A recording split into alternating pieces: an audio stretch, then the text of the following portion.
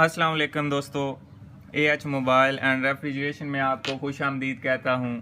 दोस्तों, आज की इस वीडियो में मैं आपको बताऊंगा कि सैमसंग की टैब 3 एक तो इसका टच रिप्लेस करना है, चेंज करना है, कैसे चेंज होगा। और दूसरा आपको LCD की, ये आप देख सकते हैं स्ट्रिप यहाँ से ये टूटी हुई है, तो इसको भी हमने चेंज करना है। LCD इसके ऊपर डिस्प्ले नहीं आ रहा, तो ये मैंने ऑलरेडी खोल के रख ली हुई है। आप देख सकते हैं सारी टैब मैंने ओपन की हुई है, तो आपने इसको ओपन कर लेना है। इसके यहाँ पे ये सारे स्क्रू जो पेच लगे हुए होते हैं, ये सारे आपने खोल लेने हैं। तो दोस्तों, शुरू करने से पहले आपसे गुजारिश है कि अभी आपने अगर हमारा channel AH mobile and refrigeration subscribe नहीं किया तो जल्दी से इसको सब्सक्राइब करके साथ बेल आइकन दबा लें, ताकि हमारी जो नई वीडियो अपलोड हो वो आपको नोटिफिकेशन के ज़रिए मिल जाए। तो अब दोस्तों, हमने सबसे पहले बैटरी निकालनी है यहाँ से। तो ये मैं बैटरी का यहाँ से जैक भी निकाल लेता हूँ। तो ये जैक अलहदा हो गया, बैटरी भी हमारी अलहदा हो गई, इसको साइड पे कर लेते हैं। उसके बाद हमने ये जितनी भी फ्लैक्सें लगी हुई हैं, जितने भी जैक लगे हुए हैं, इन सब को हमने अलहदा कर लेना है। ये इसके टच की आ गई। उसके बाद ये इसका एयर स्पीकर, ये हैंड फ्री की, और ये इसके पावर वॉल्यूम बटन की, और ये इसका कैमरा आ गया। तो डिस्प्ले ऑलरेडी टूटा हुआ है। अब दोस्तों, हमने मदरबोर्ड को इससे बाहर निकाल लेना है। तो ये भी बाहर आ गया। अब आप देख सकते हैं यहाँ पे ये एक फ्लैक्स लगी हुई है LCD के नीचे, तो इसको हमने बड़े आराम से निकाल लेना है। ये लॉक होता है इसका, आपने लॉक पहले ओपन करना है, फिर ये फ्लैक्स बाहर निकलेगी। वैसे आप खींचेंगे तो ख़राब हो जाएगी। अब ये मेरे पास नई फ्लैक्स है इसकी दूसरी, तो ये हमने ऐसे ही इसमें अंदर लगा देनी है, और यहाँ से इसको, बल्कि यहाँ से ये पकड़ने वाली चीज़ प्लास्टिक होता है थोड़ा सा हार्ड, इससे भी आप अंदर धकेल सकते हैं, और फिर उसके बाद आपने ये लॉक बंद कर देना है। ये इस तरह लग गई। उसके बाद हम सबसे पहले डिस्प्ले चेक कर लेते हैं। अगर ये फ्लैक्स ठीक हुई तो फिर यहाँ पे डिस्प्ले आ जाना चाहिए, और यहाँ पे ये जो डिस्प्ले का पुराना जैक लगा हुआ है ये भी उतार देते हैं।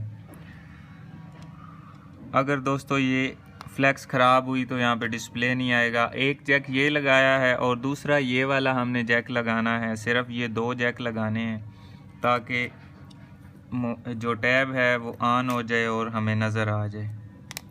तो ये तीसरा बैटरी वाला भी लगा लेना है। अब हमने इसको ऑन करना है, तो मैं ये इसको ऑन करके चेक कर लेता हूँ। तो अभी दोस्तों, आप देख सकते हैं इसके ऊपर डिस्प्ले आ चुका है, जो कि पहले नहीं आ रहा था। तो अब हमने क्या करना है, इसको हम बंद कर लेते हैं फ़िलहाल, क्योंकि टच भी हमने चेंज करना है। तो दोबारा से हम फिर से स्ट्रिप पे निकाल लेते हैं, और बोर्ड भी बाहर आ जाएगा। वैसे तो बोर्ड निकालने की ज़रूरत नहीं है, लेकिन मैं एहतियातन निकाल रहा हूँ कि इसमें से कोई चीज़ इधर उधर ना हो जाए, क्योंकि टच आप देख सकते हैं इसकी फ्लैक्स यहाँ से ऊपर से ही लगी हुई है। तो अगर हम बोर्ड ना भी निकालें तो टच ईज़ी से आराम से आप चेंज कर सकते हैं। तो इसके लिए हमें इसको गर्म भी करना पड़ेगा। तो हमेशा की तरह मैं हीट गन का इस्तेमाल करूँगा, क्योंकि दोस्तों हर बंदे के पास बड़ा हीटर नहीं होता। इसी के ज़रिए मैं आपको ये उतार के दिखा देता हूँ।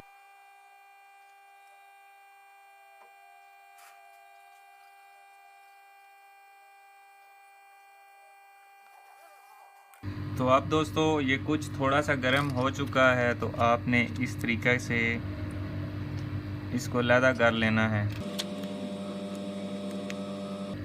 ये मेरे पास तो इसका ओपनर है। अगर आपके पास ये चीज़ नहीं है तो आप एक्सरे पेपर का भी इस्तेमाल कर सकते हैं।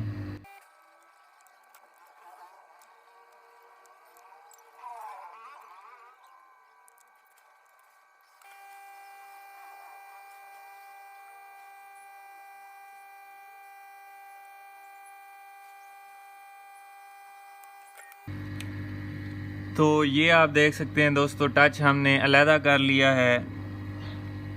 तो अब हमने इसके ऊपर दूसरा टच लगा देना है वापस। तो ये मेरे पास दूसरा टच है, इसको हम पहले अनपैक कर लेते हैं। ये पैक हुआ।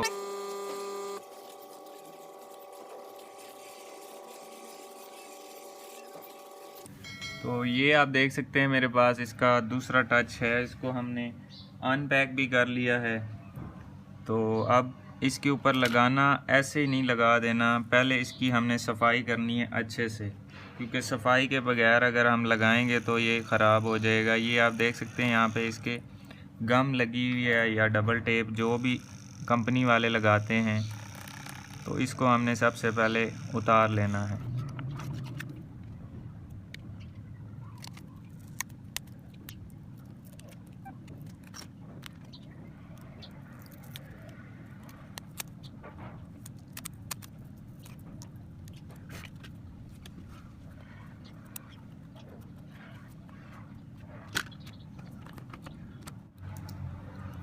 तो दोस्तों टैब हमारी जो है वो साफ़ हो चुकी है। तो अब इसके ऊपर ये थोड़ा थोड़ा हमने ग्लू लगा लेना है, ताकि जो दूसरा हम टच लगा रहे हैं वो इसके ऊपर अच्छे से बैठ जाए।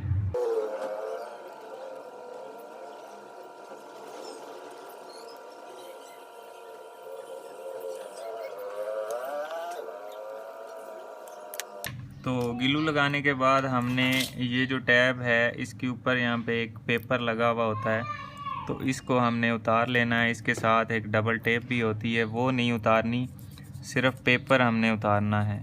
तो ये आप देख सकते हैं ये इसके साथ टेप भी उतर रही है, तो उसको हमने छोड़ देना है।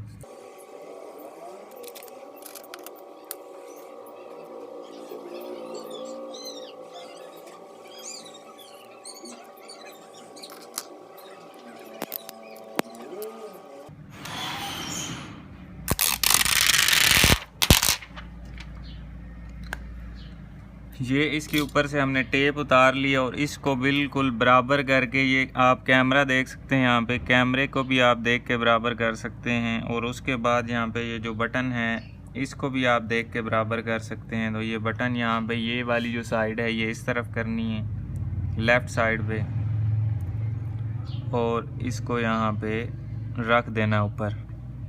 कैमरा भी आप देख सकते हैं बिल्कुल सेंटर में आ रहा है, आपको नज़र आ रहा होगा।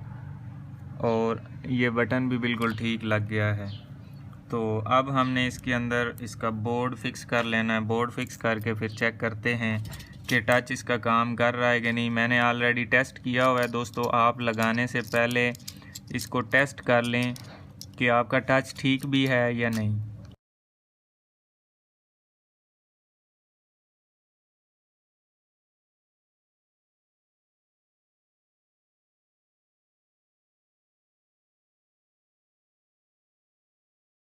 तो दोस्तों सारी जितनी भी फ्लैक्स हैं वो लगाने के बाद आपने एंड पे आखिर में सबसे बैटरी लगानी है, पहले बैटरी आपने नहीं लगानी।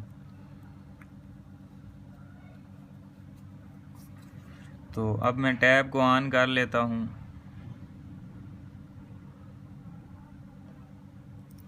तो ये आप देख सकते हैं टैब ऑन हो चुकी है, और इसको आप देखते हैं कि टच भी काम कर रहा है या नहीं।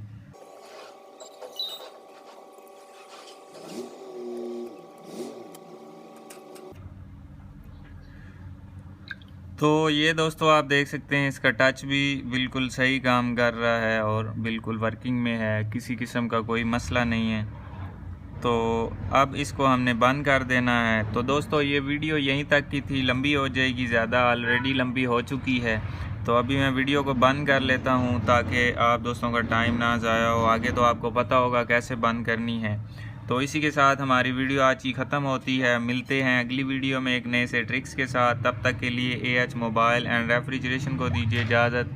अल्लाह हाफिज़, अल्लाह निगहबान। पाकिस्तान जिंदाबाद।